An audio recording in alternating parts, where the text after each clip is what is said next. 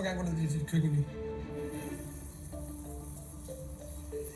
Jeg kan se, at karamellen er helt over alle æblestykker. Jeg er egentlig ret tilfreds, og så nu er det tid til calvados. Smukt.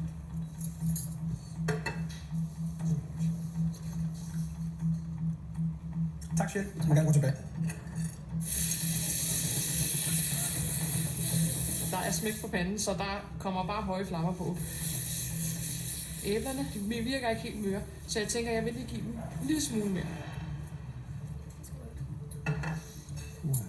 Men appetit. Jeg er mest bekymret for karamellen. Den er en lille smule mørkere end jaspers. De virker, som om de er glade for det. Tak, Natasha. Så har I 2 minutter tilbage. Ja, tak. Ja, tak. Det er fedt at få lov til at arbejde med åben ild i Masterchef-køkkenet. Der må det bare være højere.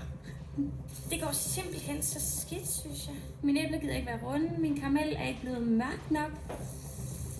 Jeg synes, min karamel er blevet alt for tyk. Den er lidt mørk, men jeg kan ikke nå at lave noget.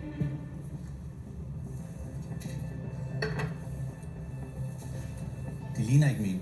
Nej, det gør det ikke. Det er jo altså kampen om det sidste sorte forklæde. Karamellen er lidt lys, og der er alt for meget af den. Pas lige på Hold da kæft, det ser fandme vildt ud. Ja, det er faktisk også lidt vildt. Come on. Nu skal jeg se her tjekke ud, og så gider den der lighter bike at starte.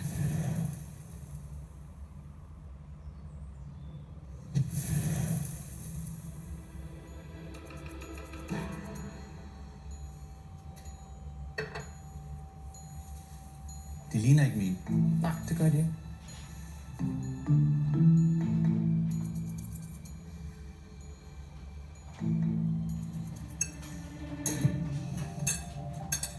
Suzette, tak. Du må gerne gå ned i køkken. Ja, det var det sorte forklæde. Så har I 1 minut tilbage. Ja, tak.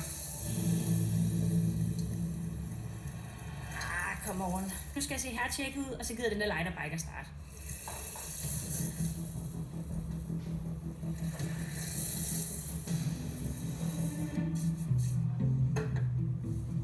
Jeg er relativt tilfreds med det, jeg afleverer. Karamellen er lidt lys, og der er alt for meget af den.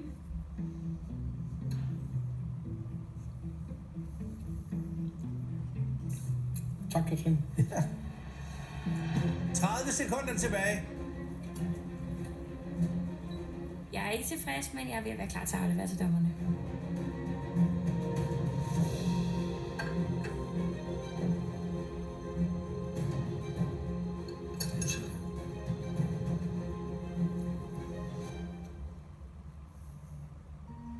Og vi er dem, de er glade eller ikke glade. Tak, du må gerne gå ned i køkken. Mette?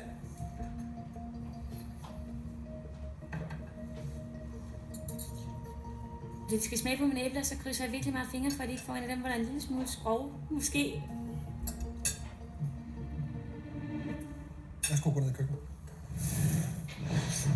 Efter Jespers masterclass, der skulle I hver især bevise, at I kunne lave 10 små æblenoirsæt, der var perfekt karamelliseret og flamberet. Vi fik lidt af hvert. Emil, du er den første, der kom op til os. Du lavede nogle pæle størrelser på dine æbler. Der var også stadigvæk lidt bid tilbage i dem. Og så havde du nogle flot gylden karamel, hvor man kunne ane en lille bitte smule af den her calvados. Det lyder positivt, så jeg er glad. Sjælle, du var nummer 2, der afleverede. Vi synes, der manglede konsistens på dine æbler. Og så det med, at karamellen, det var som om, at smøret ikke var monteret ordentligt ind i karamellen. Jeg skulle have lavet den der sidste smørklæt læk. Natasha, du havde også en rigtig flot farve på din karamel. Du havde nogle små, det her med, når sukkeret sætter sig i små, sådan hårde klumper. Det lå der desværre også i din karamel. Suzette, det lignede ikke min. Meget, meget, meget mørk. Og dine æbler, de var, jamen, kan man sige, kogt ud i karamellen. Mette, der havde også været rigtig gang i varmen nede i dit køkken.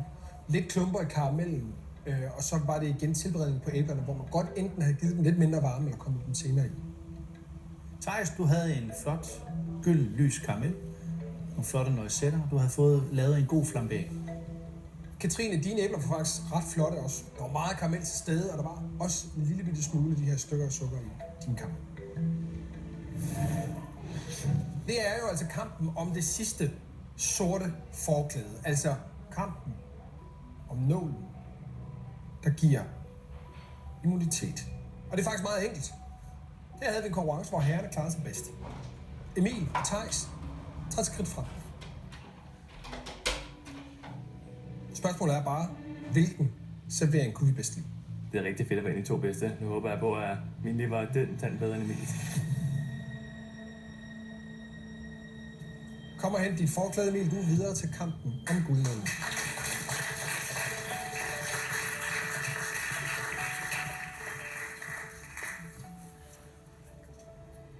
Du ved nu, Emil, at du er med i kvartfinalen af MasterChef.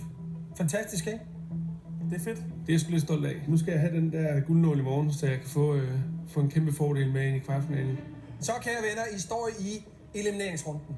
I er 6 om lidt. Det bliver reduceret til 5. Og I skal stadigvæk brænde igennem i den her konkurrence, fordi emnet her er røg. Det bliver spændende. Jeg har ikke arbejdet så meget med røg før. Spiskammeret, det er fyldt af råvarer, der passer til at ryge. I får 45 minutter. Er I klar? Ja. Det er nu, det gælder.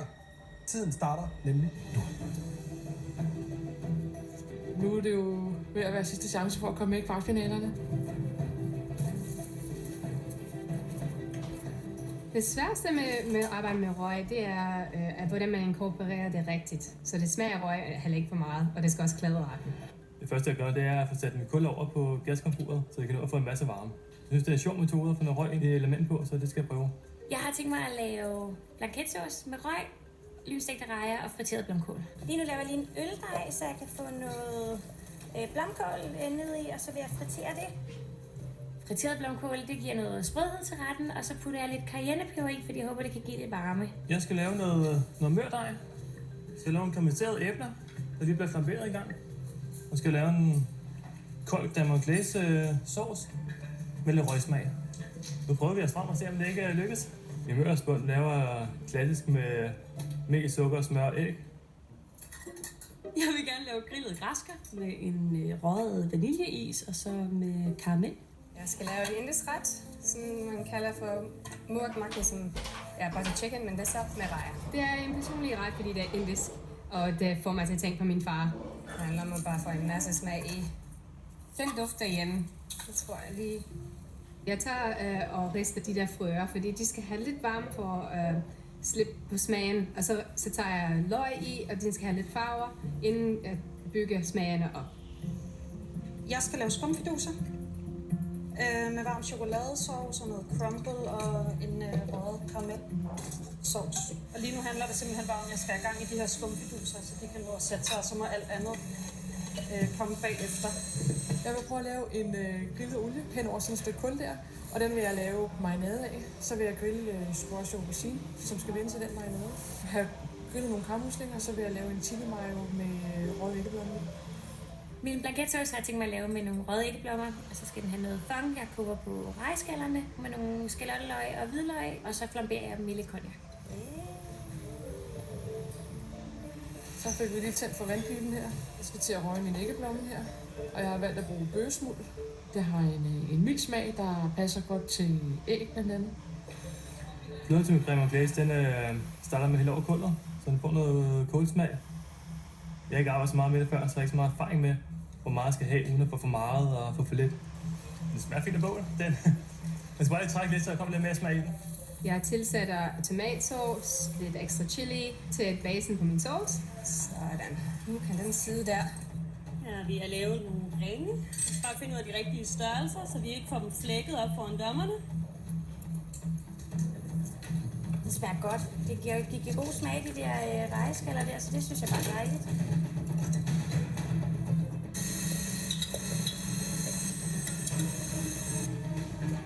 Jeg pynter lidt på gulvet. Så er det jo lige som det skal være. Det her det skal være sammen med mine børn, og der er sgu også snavs i køkkenet. Hej. Michelle? Pas lige på gulvet. Hold da kæft, det ser fandme vildt ud. Ja, det er faktisk også lidt vildt. Er det det? Det håber jeg. Hvad er du i gang med? Vi skal have skumfiduser, og så skal vi have smeltebrand, og så skal vi have crumble, og så skal vi have røget karamelsauce og forkoldet chokoladesauce. Okay, så vi får både grillet fløde chokoladesauce, og så får vi en røget karamelsauce. Ja. Hvordan griller du dem? Med sådan en hånddut. Du brænder dem. Og hvad lige se dem? Hov, så der hvor du skulle da godt nok lige være jogge den der. Det er virkelig noget rod, der er blevet lavet her. Du har tapetseret hele køkkenet. Hvad sker der? Jamen, det bliver lidt skørt indimellem. Men jeg har styr på det. Må ikke tage en lille smule citron på os? Vi skal lave den lidt chili også. Jeg kan rigtig godt lide stærk mad, og det passer rigtig godt med det indiske køkken. Så får jeg komme lidt røg og chili samtidig. Jeg skal lige have smeltet noget smør til min blanketsauce, og så tager jeg lige halvdelen fra og ryger det, og så ryger jeg lige min æggeblommer, bare lige for at sikre mig, at jeg har nok smag i den. Jeg er ikke helt tilfreds med røgsmagen, så jeg vælger at tage røgpistolen, og så komme røgen direkte ned i beholderen til majoen. Mit bærende element i retten skal være den her røgede vaniljeis, som ligesom skal løfte det hele i forhold til det her røgkoncept, vi arbejder med i dag. En halv time går altså bare hurtigt, når man har det sjovt. I har et kvarter tilbage. Ja, tak. Lige pludselig er der 15 minutter tilbage, og jeg har ikke sat min blanketsauce over, så der begynder jeg at blive lidt panikken. Okay, nu er det altså travlt. Jeg synes, det var svært med æblerne før, så nu håber jeg, at jeg gør det der gang, uden at synes, det er svært. Og tænker, at han sidder i skabet. Nu skal jeg til at ryge lidt smør til min saltkaramel. Whoppa! Se nu der. Altså, jeg vil sige, hvis jeg skulle bruge røget smør, så var det første, jeg ville sætte i gang med at komme i køkkenet. Simpelthen bare skære nogle klodser op, lægge det op, få noget røg på, og så lade det stå. Hvis de ikke gør det fra starten af, så er det jo sådan noget med, at de står og smager på det, så tænker de, nej, vi skal have mere røg ind. Og så er det lige netop det, der er så farligt ved røg. Det er, at så øser man på med røg, og lige pludselig så overdøver det selv i retten. Jeg tager